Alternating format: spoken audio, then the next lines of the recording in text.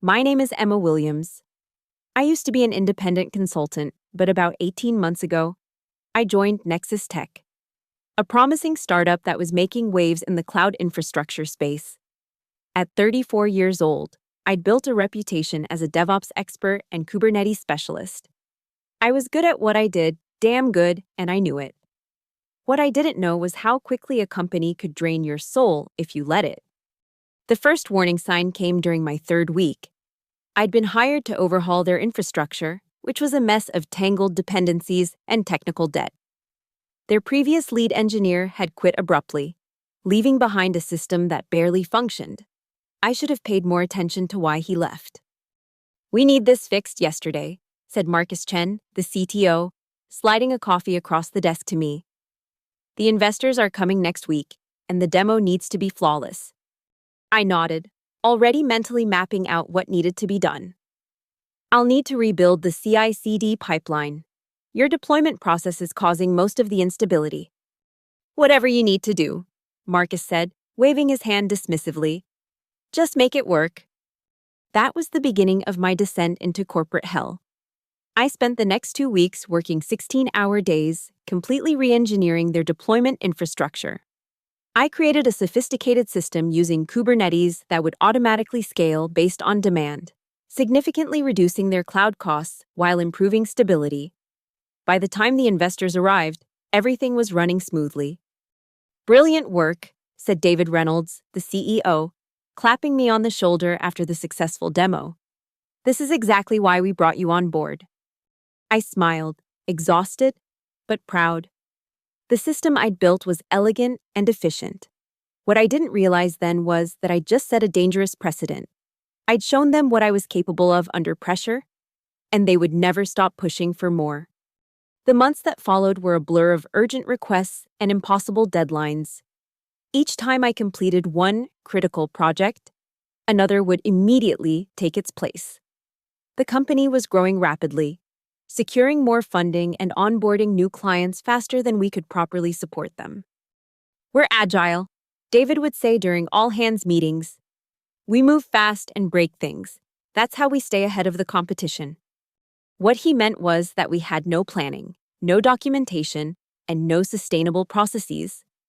We were perpetually in firefighting mode, and I was the primary firefighter.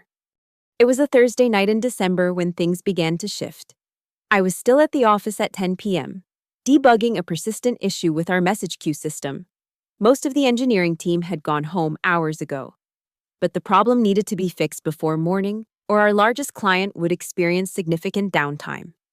My phone buzzed with a text from Lisa, my girlfriend of 3 years. "Are you coming home tonight?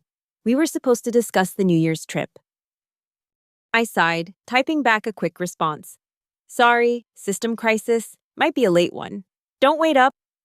I could picture her disappointed face. This wasn't the first time I'd broken plans. In fact, it was becoming the norm. I pushed the guilt aside and refocused on the screen, diving back into the logs to trace the error. It was nearly 2 a.m. when I finally isolated the problem, an unforeseen interaction between two services that were never designed to work together. The quick and dirty integration had been implemented during one of our sprint pushes when David had insisted we needed to ship a new feature before we'd had time to properly architect it.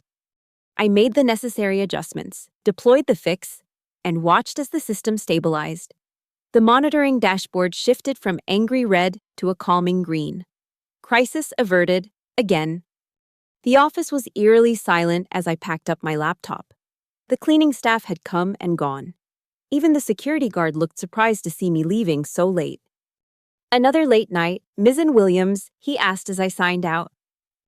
"The usual," I replied with a tired smile. When I got home, Lisa was asleep, a half-empty glass of wine on the nightstand beside her. I showered quietly and slipped into bed, careful not to wake her. As I drifted off to sleep, I promised myself I'd make it up to her over the weekend. But that weekend never came. Friday morning, my phone rang at 6 a.m. It was Marcus. "Emma, we've got a situation. The authentication service is down, and none of our enterprise customers can log in." I groaned, forcing myself awake. "I'll check it out," Give me 15 minutes to get to my computer. No time.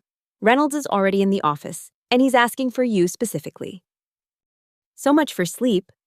I dragged myself out of bed, trying not to disturb Lisa, though I saw her eyes flutter open as I gathered my clothes. Again, she murmured, "I'm sorry. Major outage. I'll try to be back for dinner."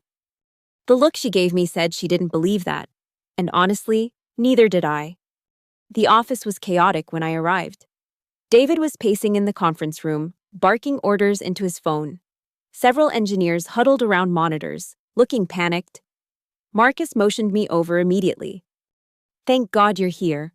We've tried restarting the service, but it's not coming back up. The logs are a mess." I set up my laptop and dived in. The authentication service was completely unresponsive, and the backup systems weren't failing over properly. I quickly realized this wasn't a simple bug. Something was fundamentally wrong with the architecture. "This is going to take some time," I told Marcus. "The failover mechanism is corrupted. I need to rebuild it from scratch." "How long?" David asked, suddenly appearing behind me. "If I work straight through, maybe 8 hours to get a temporary solution in place. A proper fix will take longer." David's face darkened. "We don't have 8 hours. Every minute we're down, we're losing money and credibility." "I understand that, but..." "Just fix it, Emma. That's what we pay you for." I bit back a retort and got to work. 8 hours turned into 12, then 16. I skipped lunch and dinner, subsisting on coffee and the protein bars I kept in my desk. By midnight, I had a temporary solution in place that would keep the system running. But it was fragile. One wrong move could bring it all down again. "I need to implement a proper fix," I told David when he checked in around 1 a.m. "This is just a band-aid." "Great work getting us back online," he said, ignoring my warning. "We'll schedule the permanent fix for next sprint. For now, let's just be grateful we've averted disaster." I wanted to argue, to explain that we were sitting on a time bomb, but I was too exhausted. I nodded and began packing up. "Oh, and Emma," David added, "I need you to come in tomorrow. We need to make sure this solution holds through the weekend." "Tomorrow is Saturday," I said, unable to keep the disbelief from my voice. "I know, but this is critical. Just a few hours in the morning to monitor the system." I thought about Lisa, about the plans we'd made, about the conversation we needed to have about our relationship, but I also thought about my responsibility to the system I'd built and the users who depended on it. "Fine," I said. "I'll be here at 9.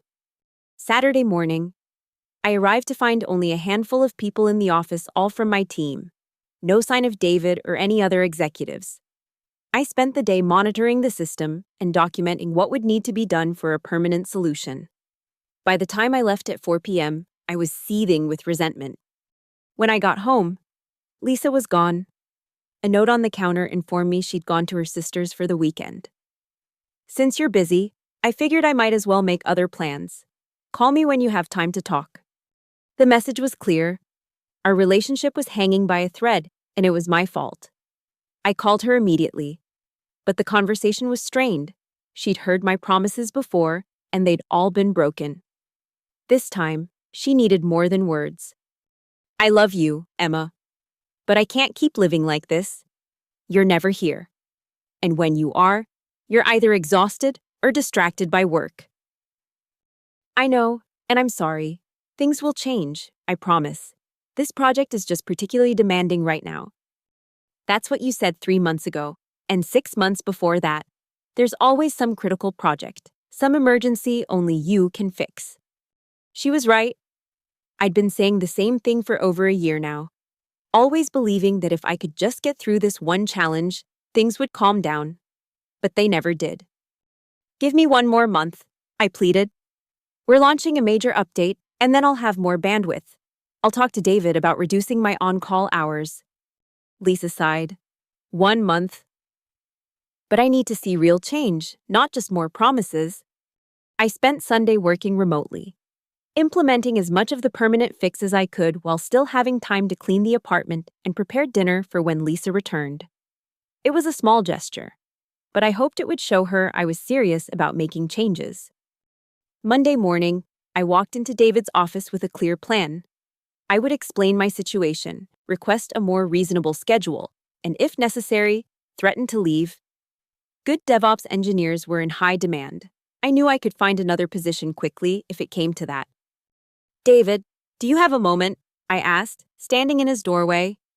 He glanced up from his monitor. Make it quick. I've got a board meeting in 20. I sat down across from him. I need to discuss my workload. The past few months have been unsustainable, and it's affecting my personal life. I'm happy to be available for genuine emergencies, but I can't keep working nights and weekends as a regular occurrence. David leaned back in his chair, studying me. Emma, you're a valuable part of this team, and I appreciate your dedication, but we're a startup in a competitive industry. Everyone here makes sacrifices.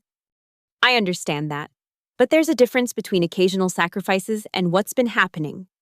The system issues we're facing are largely due to rushed implementations and technical debt, not unexpected emergencies. That's the nature of Agile development, David said dismissively. We iterate quickly and fix problems as they arise. That's not what Agile means, I countered.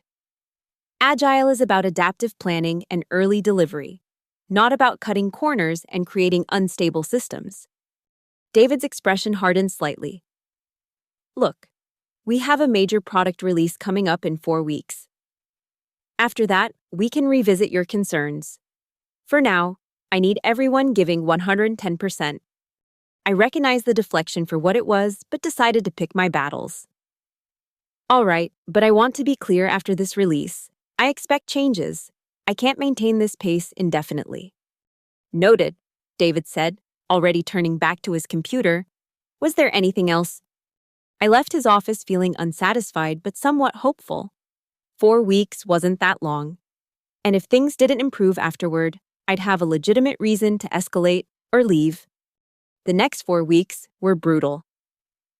We were implementing a new feature set that required significant changes to our underlying architecture. I found myself working late most nights, desperately trying to ensure the changes wouldn't destabilize our existing systems. One particular Wednesday, I was in the office until 3 a.m. dealing with a cascading failure that had occurred during testing. By the time I fixed it and went home, I had just enough time to shower and change before returning for a 9 a.m. meeting. You look terrible, remarked Raj, one of the front-end developers, as I slumped into a chair beside him. Thanks, I muttered, gulping down my third coffee of the morning. Was up all night fixing the data synchronization issue. Seriously, that's the third time this week you've been here past midnight. Before I could respond, David entered the room, followed by Marcus and several other executives. They looked fresh and energetic, a stark contrast to the exhausted engineers around the table. Good morning, team, David announced cheerfully. I've got great news. The board has approved an accelerated timeline for our next phase of development. We're going to be rolling out the enterprise features a month earlier than planned. A collective groan went around the table, quickly stifled as David's gaze swept over us. I know it's ambitious, he continued, but this is a huge opportunity for us to capture market share before our competitors. Marcus will distribute the updated roadmap after this meeting. I couldn't believe what I was hearing. We were already stretched to the breaking point with the current release, and now they wanted to accelerate the next one. It was madness. After the meeting, I cornered Marcus in the hallway. This is insane, I told him. The team is already burning out. We can't handle an accelerated timeline. Marcus looked uncomfortable. I know, Emma. But the decision's been made. The investors want to see faster growth, and David's promised them we can deliver. Based on what magical thinking, we're already cutting corners everywhere just to meet the current deadlines. Look, Marcus said, lowering his voice. Between you and me, I agree with you. But there's nothing I can do. David won't listen to concerns about technical limitations. He only cares about what the board wants to hear. I spent the rest of the day in a fog of exhaustion and anger, mechanically addressing the most critical tasks while trying to figure out how I could possibly survive another accelerated development cycle. The release day finally arrived, following a week of all-nighters and frantic last-minute fixes. Somehow, We managed to push everything live with only minor issues. The entire engineering team gathered in the conference room, watching the monitoring dashboards as users began to interact with the new features. David arrived with a case of champagne, passing out glasses as he made his way around the room. Congratulations, everyone. Another successful release. The celebration felt hollow to me. Yes, we'd managed to ship on time. But at what cost? The code base was now even more fragile, held together by quick fixes and workarounds. And I knew that I would be the one dealing with the inevitable fallout when those shortcuts began to cause problems. As people began to disperse, I approached David. Can we talk about my hours now? The release is done, and as I mentioned before, I can't continue working like this. David took a sip of champagne. Actually, Emma, I was hoping to discuss that. With the accelerated timeline for the next phase, we're going to need all hands on deck. I'm afraid now isn't a good time to reduce your workload. That's not what we agreed on, I said, struggling to keep my voice even. You said we could revisit this after the release? And we are revisiting it, David replied smoothly. I'm just saying that our needs haven't changed. If anything, we need your expertise more than ever. I took a deep breath. I've been working 60 to 70 hours a week for months. I've missed holidays, canceled vacations, and my relationship is suffering. I need some balance. David's expression softened into what I'm sure he thought was sympathy, but came across as condescension. I understand personal sacrifices, Emma. When I started this company, I worked 90-hour weeks for 2 years straight. That's what it takes to succeed in this industry. That was your choice. I pointed out, you're the founder with equity. I'm an employee who's being asked to sacrifice my well-being and personal relationships for someone else's company. You have stock options, David countered. A tiny fraction of what you and the other executives hold. It's not the same thing, and you know it. David's false sympathy vanished, replaced by a harder expression. What exactly are you asking for, Emma? Because if you're not willing to put in the hours we need, perhaps this isn't the right fit for you. The threat was thinly veiled, but clear. Comply or leave. I was too tired and angry to navigate this conversation productively. I'll finish out the week, I said stiffly. We can continue this discussion on Monday when I've had some rest. I left before he could respond, gathering my things and heading home. I needed time to think, to figure out what I was willing to accept and what would constitute a breaking point. When I got home, Lisa was waiting for me. One look at her face told me she'd made a decision, and it wasn't one I was going to like. I can't do this anymore, she said quietly. I've been patient, I've been understanding, but nothing changes. You're never fully here, even when you're physically present. Lisa, please, I began, but she held up a hand. I've packed some of your things. I think we need a break, some time apart to figure out what we both want.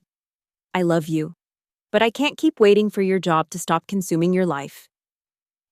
I wanted to argue, to promise things would be different, but the words stuck in my throat. How could I make promises I wasn't sure I could keep? David had made it clear that the company's demands weren't going to decrease anytime soon. Where am I supposed to go? I asked weakly. You could stay with Alex, she suggested, referring to my friend who lived nearby. It's just for a while, until we both have some clarity. That night, I slept on Alex's couch, staring at the ceiling as I replayed the events of the day. My professional and personal lives were both crumbling, and I felt powerless to stop either collapse. The weekend passed in a blur of misery. I tried calling Lisa several times, but our conversations were brief and painful. She needed space, and I couldn't blame her.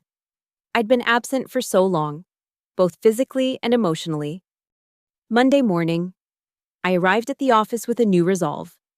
I would have a frank conversation with David, establish clear boundaries, and if he couldn't accept them, I would start looking for another position. I had skills that were in high demand. I didn't need to tolerate unreasonable working conditions. I was surprised to find the office unusually quiet when I arrived. Normally, the engineering floor would be buzzing with activity by 9 a.m. But today, Many desks were empty. "Where is everyone?" I asked Raj as he passed by my desk. "Didn't you check your email? There's an all-hands meeting at 10 in the main conference room. Some big announcement from Reynolds." I hadn't checked my email since Friday. Too preoccupied with my personal crisis.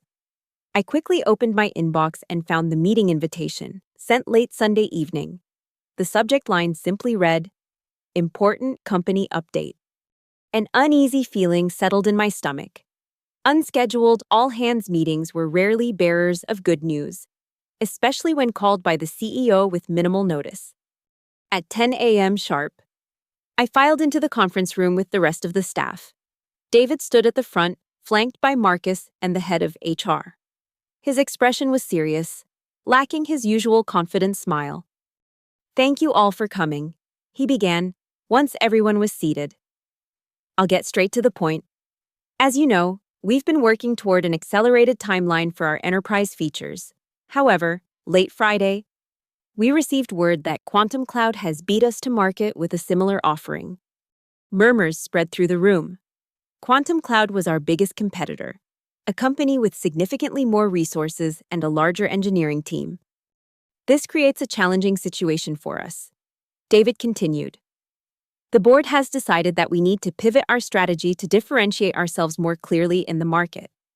Unfortunately, this means we need to make some difficult decisions regarding our team structure and resource allocation."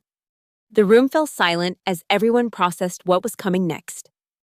"We will be implementing a restructuring effective immediately.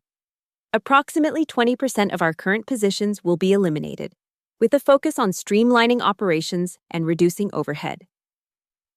20%? I looked around the room, doing the mental math. We had about 100 employees. They were cutting 20 people. My job might be safe given my critical role, but many of my colleagues would be out of work by the end of the day. Those affected will be notified in private meetings throughout the day. Severance packages will include 2 weeks of pay for each year of service, along with extended health benefits coverage. It was a pitiful offering for people who had poured their hearts and souls into the company, working countless nights and weekends to meet impossible deadlines.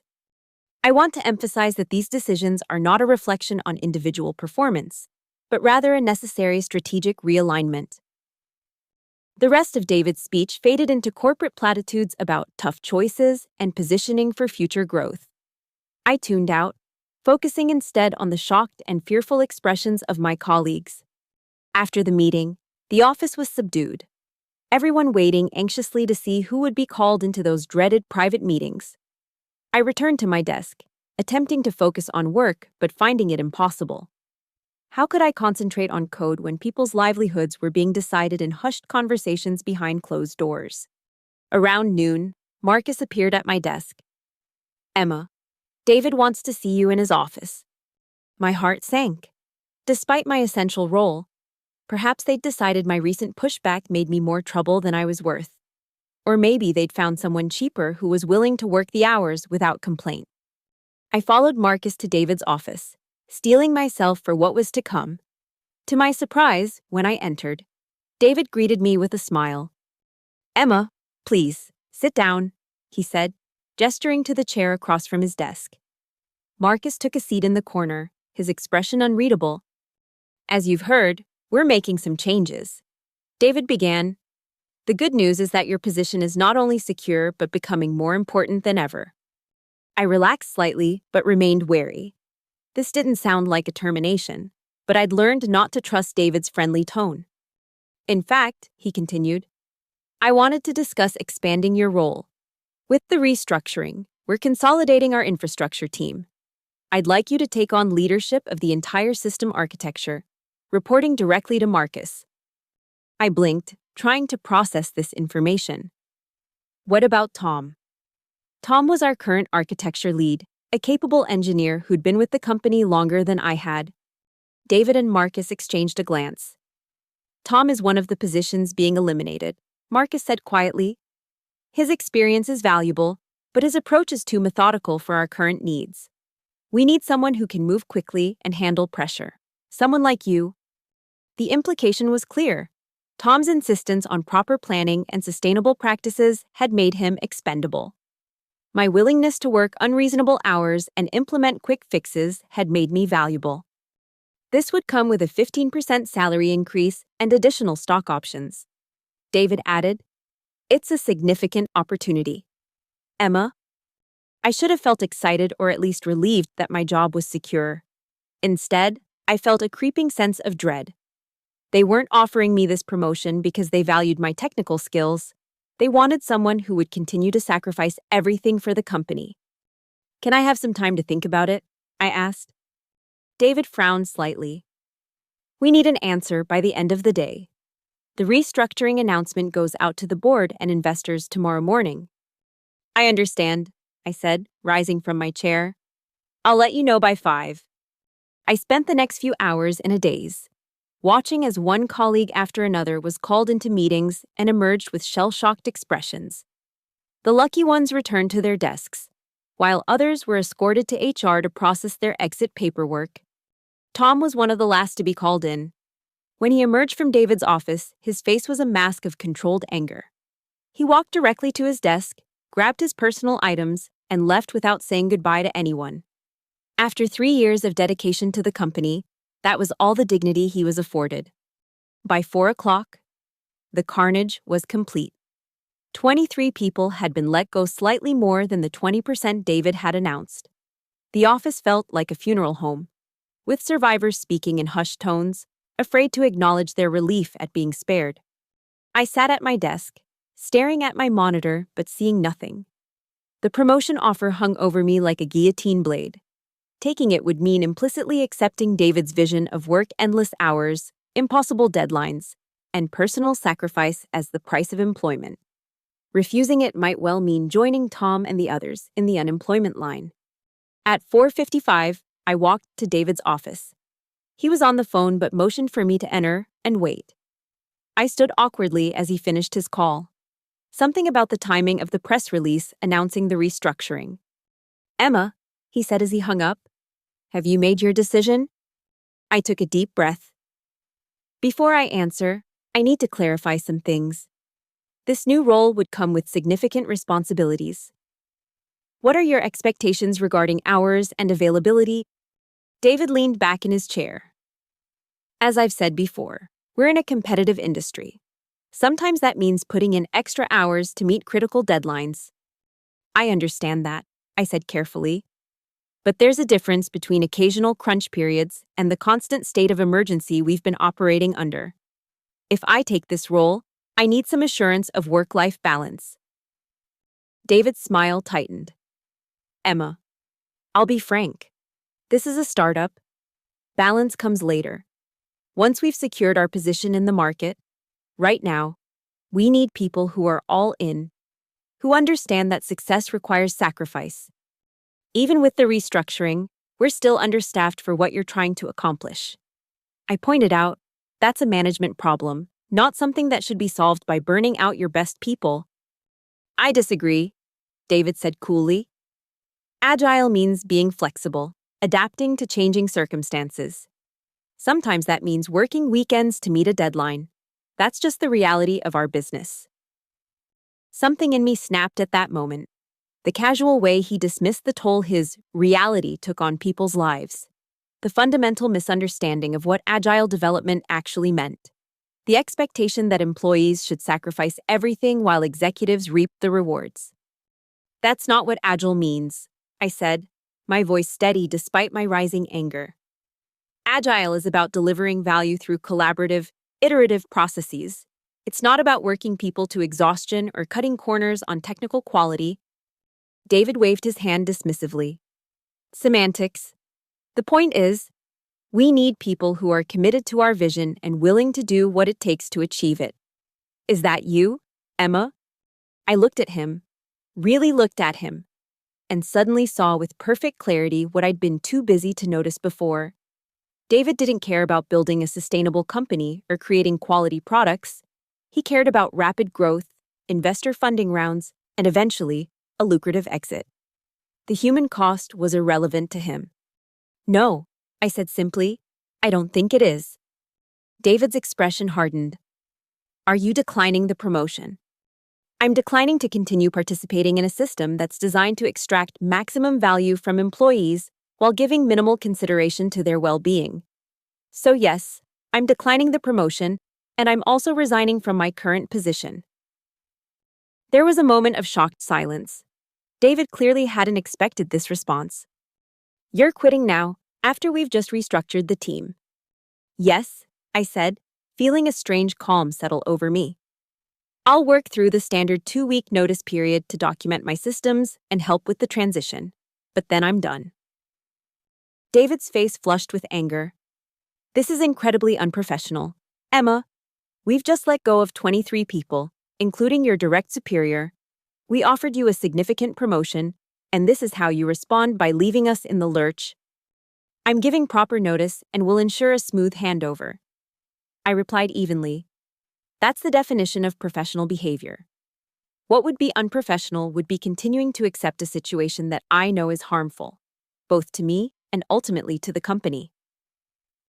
If you walk out now, you can forget about using me as a reference. David threatened. In fact, I'll make sure everyone in the industry knows you abandoned ship at a critical moment. I should have been scared by this threat.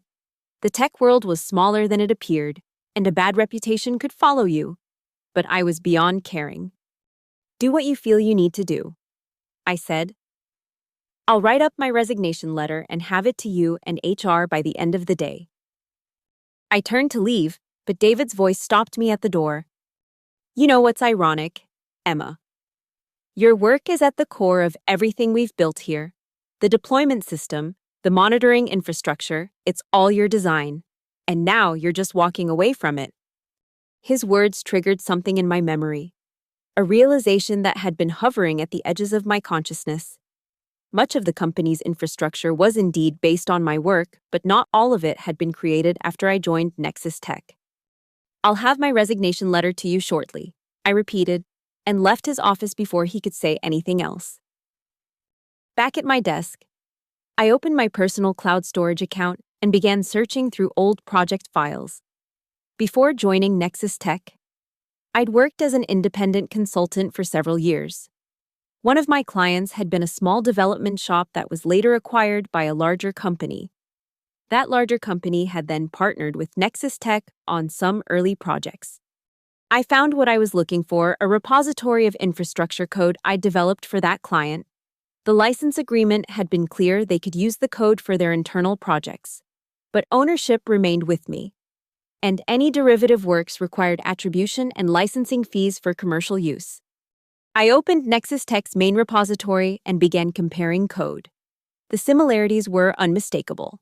Large sections of their core infrastructure were direct derivatives of my original work, with minimal modifications. They had built their entire platform on my intellectual property without proper attribution or licensing. My hands were shaking as I downloaded both code bases for further analysis. This wasn't just a case of similar approaches. They had literally copied my work, stripped out my copyright notices, and integrated it into their systems. I spent the next hour documenting the similarities, creating side-by-side comparisons that clearly demonstrated the infringement. Then I drafted 2 documents, my formal resignation letter for HR, and a detailed intellectual property claim outlining the unauthorized use of my code. By the time I finished, most of the office had emptied out. The shell-shocked survivors of the restructuring had little reason to stay late, and the usual buzz of activity was absent. I printed both documents, placed my resignation in an envelope for HR, and kept the IP claim for the time being. That would require more careful handling. As I packed up my personal items, Raj stopped by my desk. "Tough day, huh?" he said, glancing at the box I was filling. You didn't get let go, did you?" "No," I replied. "I resigned." His eyes widened. "Seriously, after they offered you Tom's job?" News traveled fast, even in a company reeling from layoffs. "Yes, I've had enough of the expectations and the culture here. It's not healthy, and it's not sustainable." Raj nodded slowly. "I get it. I've been thinking the same thing, especially after today. It's just, jobs aren't exactly growing on trees right now." "I know," I acknowledged. "But sometimes you have to draw a line. This place has already cost me my relationship and my health. I'm not willing to give it anything else. What will you do next? He asked. I hesitated. I hadn't thought that far ahead yet. Take some time to figure things out, maybe go back to consulting. The freedom to choose my projects and set my own boundaries sounds pretty appealing right now. Raj smiled sadly. Well, good luck. And hey, keep in touch. Okay? Some of us might be looking for an escape route soon too. After he left, I finished packing and took one last look around the office. 18 months of my life had been poured into this place, into systems and code that would continue running long after I was gone. Or would they? The thought struck me with surprising force. Without proper maintenance, the infrastructure I'd built would begin to degrade. The quick fixes and technical debt would eventually catch up to them. And without proper documentation I'd never had time to create because I was always too busy putting out fires. No one else would understand how to maintain it properly. I wasn't planning to sabotage anything. That would be unethical and potentially illegal. But I also wasn't obligated to leave behind a comprehensive guide to the systems I'd created, especially when much of it was based on my intellectual property that had been used without permission. I dropped my resignation letter at HR, then left the building for what I expected would be the last time. I'd return tomorrow to begin the transition process. But emotionally, I'd already checked out. My mind was racing with possibilities and plans, centered around the IP claim I'd discovered. That night, in Alex's spare bedroom, I made a series of calls to former colleagues and contacts in the industry. I was careful not to disclose specific details about Nexus Tech or my situation, instead asking general questions about intellectual property rights and enforcement options. The consensus was clear I had a strong case, especially with the documentation I'd compiled. But pursuing it would be expensive and time-consuming, with no guarantee of success against a well-funded startup with experienced legal counsel. I also reached out to Lisa, hoping to share the news of my resignation and perhaps begin repairing our relationship. Her response was cautiously positive. I'm glad you're making changes, Em, she said. But we still need some time apart. This isn't just about your job, it's about patterns we've fallen into. It hurt, but I understood. Trust, once broken, couldn't be instantly restored by a single decision, no matter how significant. The next morning, I arrived at the office ready to begin my 2-week notice period. I had a plan document the absolute essentials. Prepare a basic transition guide, but hold back the deeper insights and shortcuts that only I knew. It wasn't malicious, it was simply protecting my intellectual property until I decided how to proceed with my claim. David was waiting for me when I arrived, standing by my desk with a security guard. Emma, he said coldly, there's been a change of plans. We've decided to accept your resignation effective immediately. Harrison here will escort you while you collect any remaining personal items. I stared at him in disbelief. What about the transition? The documentation. You have no one else who understands these systems at the level I do. We'll manage, David replied, his voice clipped. Your access has already been revoked. Please gather your things quickly. Harrison has other duties to attend to. I realized then that David's ego wouldn't allow him to keep me around after I'd rejected his offer and challenged his authority. He'd rather risk the stability of the company's infrastructure than admit he needed me. Under the watchful eye of the security guard, I collected the few personal items I hadn't taken the previous evening. My work laptop was already gone, presumably taken by IT for examination. It didn't matter. I'd been careful never to store personal information on company devices. As I was being escorted out, we passed Marcus in the hallway. He looked uncomfortable, avoiding my eyes. Marcus, I said, stopping despite the guard's obvious impatience. You might want to look into the origin of the deployment system code. There are some licensing issues you should be aware of. Before he could respond, Harrison urged me forward, clearly instructed not to allow extended conversations. Within minutes, I was standing outside the building, holding a small box of belongings and feeling strangely light, as if a massive weight had been lifted from my shoulders. Over the next few days, I devoted myself to detailed analysis of the code repositories I'd downloaded. The more I examined, the clearer the infringement became. Nexus Tech had not only used my infrastructure code without proper licensing, but had built their entire platform around it. Their rapid growth and the stability they boasted to investors were direct results of my intellectual property. I consulted with a lawyer specializing in technology IP law, sharing my findings and discussing options. Her assessment was encouraging. "You have a very strong case," she told me after reviewing the evidence. "The code similarities are undeniable, and your original licensing terms were explicit. We could pursue this as a copyright infringement claim and seek both damages and an injunction against further use." "What would that mean for the company?" I asked. "I don't want to destroy jobs, especially after they just laid off a bunch of people." "That depends on how they respond," she explained. "Best case scenario, they acknowledge the infringement, negotiate proper licensing terms, and continue operations with you receiving appropriate compensation. Worst case, if they fight it and lose, they could be forced to cease using your code entirely, which might effectively shut down their platform."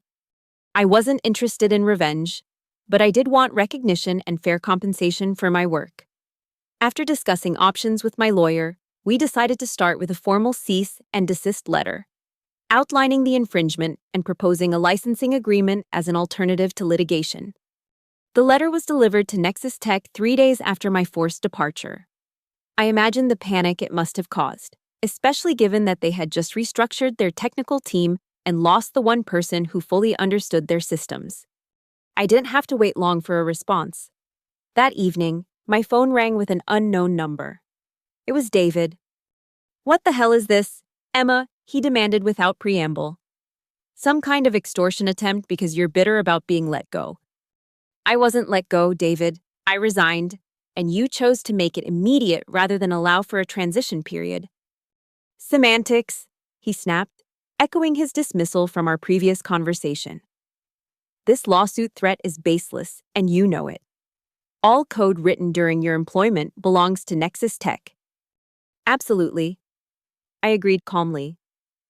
"But the code in question was written before I joined your company, when I was an independent consultant.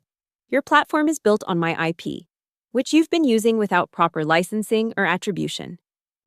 "That's ridiculous. Our platform was developed in-house, based on code that came through the Clearwater acquisition," I said, referring to the company that had acquired my former client.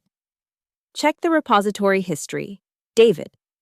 The foundational commits predate my employment with you by over 2 years." There was a long pause. When David spoke again, his tone had shifted from anger to cautious negotiation. "What exactly are you looking for here?" "Emma, money. Recognition and fair compensation," I replied. "As outlined in the letter, I'm proposing a licensing agreement that allows you to continue using the code with proper attribution and a fee structure based on commercial usage." "Those terms are outrageous," he said. "The licensing fees would cripple us, especially after the restructuring." "They're industry standard for infrastructure software of this complexity," I countered, "but I'm open to negotiation on the specifics. What I'm not open to is continuing to allow unauthorized use of my intellectual property." David sighed heavily. "I'll have our legal team review your claims and the proposed agreement, but I want to be clear, if this is just an attempt to extract money from us, we will fight it vigorously." "It's not extortion, David. It's protecting what's rightfully mine. Have your lawyers call mine when you're ready to discuss terms." After hanging up, I felt a strange mix of anxiety and vindication. I had stood up for myself and my work, but I'd also initiated what could become a protracted legal battle against a well-funded opponent. The next few days passed in tense anticipation. I used the time to begin rebuilding my consulting business, reaching out to former clients and updating my portfolio. Several expressed immediate interest, a reminder that my skills were in high demand despite David's threats about damaging my reputation. Lisa and I also began cautiously reconnecting. We met for coffee, then dinner, having careful conversations about what had gone wrong and what we both wanted moving forward. The wounds weren't healed, but there was hope, a possibility that with time and effort, we might find our way back to each other. 4 days after my call with David, my lawyer contacted me. Nexus Tech's legal team had reached out to discuss the licensing agreement. They're taking it seriously, she told me. They've acknowledged the code similarities and are open to negotiation, though they're pushing for much lower fees than we proposed. What's your recommendation? I asked. Meet them somewhere in the middle. Based on their counter-proposal, they're clearly concerned about the potential impact of litigation. We're in a strong position to negotiate favorable terms. I agreed. And over the next week, our respective legal teams hammered out an agreement. The final terms included a one-time payment for past usage of my code, ongoing licensing fees based on Nexus Tech's revenue, at a rate lower than my initial proposal but still significant, mandatory attribution in their technical documentation and investor materials, a non-disparagement clause preventing either party from speaking negatively about the other. It wasn't the full amount I'd initially sought, but it was substantial enough to provide financial security while I rebuilt my consulting practice. More importantly, it was recognition of my contribution and the value of my work. The agreement was signed 2 weeks after my departure from Nexus Tech. David didn't attend the signing. Marcus represented the company instead. As we concluded the formalities, he pulled me aside. For what it's worth, I'm sorry about how things ended, he said quietly. And I want you to know, we're already feeling the impact of your absence. 3 major outages in 2 weeks, and no one fully understands how to fix them. I felt a twinge of guilt, quickly suppressed by the memory of countless nights and weekends sacrificed to those same systems. You have the documentation I provided during my employment, I reminded him. And under the new agreement, I'm available for consultation at my standard rates if you need specific assistance. Marcus nodded, resigned. I'll keep that in mind. And Emma? David won't admit it, but what you built was impressive. It shouldn't have taken a legal threat for the company to recognize that. His words were a small vindication, an acknowledgement of what I'd known all along my work had value, and I deserved respect for it. In the months that followed, I rebuilt my consulting business, carefully selecting clients who demonstrated respect for work-life balance and proper development practices. I charged premium rates for my expertise and declined projects that showed signs of the toxic culture I'd left behind. Lisa and I eventually reconciled, moving back in together after 3 months apart. Our relationship was stronger for having weathered the crisis, built on a new foundation of clear communication and boundaries. I kept tabs on Nexus Tech through industry news and occasional updates from Raj and other former colleagues who reached out. Their technical problems continued, with outages becoming increasingly frequent. 6 months after my departure, they announced a strategic pivot, essentially abandoning the platform I'd helped build in favor of a new direction requiring less complex infrastructure. David was replaced as CEO shortly thereafter, with the board citing strategic differences as the reason for his departure. I felt no satisfaction in his downfall. It was simply the inevitable result of unsustainable practices catching up with reality. 1 year after leaving Nexus Tech, I received an unexpected email from a major cloud infrastructure company. They were interested in acquiring the intellectual property I'd licensed to Nexus Tech, with the goal of integrating it into their enterprise offerings. The acquisition offer was substantial, far more than I'd ever have earned at Nexus Tech, even with the promotion David had dangled before me. After careful negotiation and due diligence, I accepted. The day after signing the acquisition agreement, I met Lisa for lunch to celebrate. As we clinked glasses in a toast to new beginnings, I thought about David's dismissive comment that had catalyzed my departure. Agile means free weekends, right? He'd been wrong about so many things, but especially about that. Agile wasn't about exhausting your team or cutting corners. It was about adapting to change, delivering value incrementally, and continuously improving principles that applied to life as much as to software development. I had adapted, removed myself from a toxic environment, and reclaimed both my work and my well-being. The only thing I'd needed to do was walk away, taking with me what was rightfully mine. No revenge was necessary. The unsustainable system had collapsed under its own weight once I stopped propping it up. As Lisa and I left the restaurant, hand in hand under a bright afternoon sun. I felt a profound sense of peace. My code was recognized and valued. My relationship was healing. My work was once again fulfilling and bounded by healthy limits. When David had smirked and said, "Agile means free weekends, right?" He'd inadvertently given me the push I needed to reclaim my life. The only thing I had needed to do was leave. No revenge required, just the quiet dignity of walking away with what was mine and letting the consequences unfold naturally. The CEO had smirked. Agile means free weekends. I knew then that all I needed to do was leave. I had built their foundation, and now it was time to take back what was rightfully mine.